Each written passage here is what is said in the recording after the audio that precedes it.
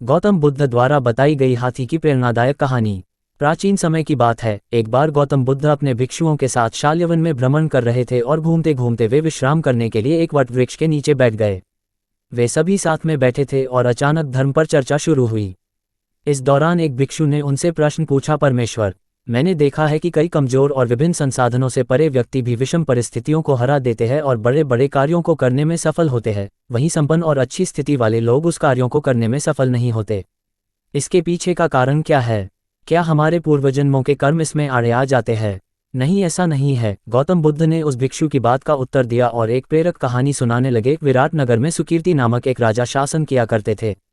उनके पास लौहशांग नाम का एक हाथी था। राजा ने कई सारे युद्धों में इसी पर सवार होकर विजय प्राप्त की थी। बालावस्था से ही लौहशांग का इस प्रकार प्रशिक्षण किया गया था जिससे वह आगे चलकर युद्ध कला में निपुण हो सके। पर्वत के आकर के समान लौहशांग जब सेना का प्रतिनिधित्व करता और हुंकार भरता तो डर के मारे शत्रु की सेना दबे पांव ही भाग जाती थी। जैसे व्यक्ति जन्म के बाद युवावस्था से होता हुआ जरावस्था को प्राप्त होता है, उसी प्रकार लौहशांग भी बूढ़ा होने लगा। उसका शरीर कमजोर पड़ने लगा और तेज भी समाप्त होने लग गया। वह अब हाथीशाला में केवल शोभा मात्र बनकर रह गया था। सेना के लिए भी उसकी अहमियत कम होने लग गई थी, जिसके चलते उसकी ओर पहले जैसा ध्यान भी नहीं दिया जाता था। लौहशांग को दिए जाने वाले भोजन की मात्रा भी कम कर दी गई थी। एक बुजुर्ग सेवक उसके लिए भोजन और पानी की व्यवस्था करता था, लेकिन वह भी अक्सर ऐसा करने में चूक जाता था। परिणामस्वरूप हाथी को भूखा प्यासा ही रहना पड़ता था। बहुत दिनों तक ऐसे ही प्यासा रहने के कारण एक दिन वह पानी की तलाश में हाथीशाला से निकलकर एक तालाब के पास जा पहुंचा। ये तालाब काफी पुराना था और लौहशांग को पहले भी यहाँ लाया गया था। तालाब के पास पहुंचकर उसने भरपेट पानी पिया और फिर उस जल में स्नान को चला गया। उस तालाब में कीचड़ होने के कारण वह हाथी उसमें फंस गया। वह जितना भी उस तालाब से निकलने का प्रयास करता उतना ही उसमें फंसता चला गया। अंत में वह हाथी गर्दन तक कीचड़ में फंस गया। जब राजा तक ये खबर पहुंची तो उन्हें बहुत दुख हुआ। उन्होंने हाथी को निकालने के लिए बहुत प्रयास किए, लेकिन सभी विफल हो गए। उसकी ये दयनीय दशा देखकर वहां मौजूद सभी लोग निराश हो गए।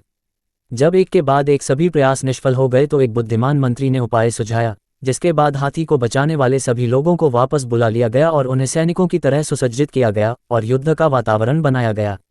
लौहशांग के सामने युद्ध के नगाड़े बजने लगे और सेना इस प्रकार इधर उधर कूच करने लगी जैसे वे शत्रु के पक्ष से हो और उसकी तरफ आक्रमण करने के लिए आगे बढ़ रहे हो। ये देखकर अचानक लौहशांग में ना जाने कैसे जोश आ गया और उनसे बहुत जोर से हुंकार भरी। वह अपनी ओर बढ़ रहे सैनिकों पर आक्रमण करने के लिए पूरे बल से गर्दन तक फंसे कीचड़ को खदेड़ता हुआ तालाब के किनारे जा पहुंचा। उसके बाद उसे सैनिकों पर आक्रमण करने से पहले बहुत मुश्किल से नियंत्रित किया गया। ये कथा समाप्त करते हुए गौतम बुद्ध ने कहा, भिक्षुओं, इस संसार में सबसे अधिक महत्वपूर्ण मनोबल ही है।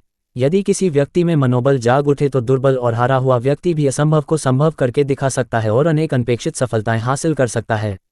इस प्रेरक कहानी से हमें ये सीख मिलती है कि मन के हारे हार है और मन के जीते जीत, अर्थात यदि व्यक्ति मन में ठान ले कि उसे जीतना ही है तो कितनी भी विषम परिस्थिति हो वो उसे विजय प्राप्त करने से नहीं रोक सकती है।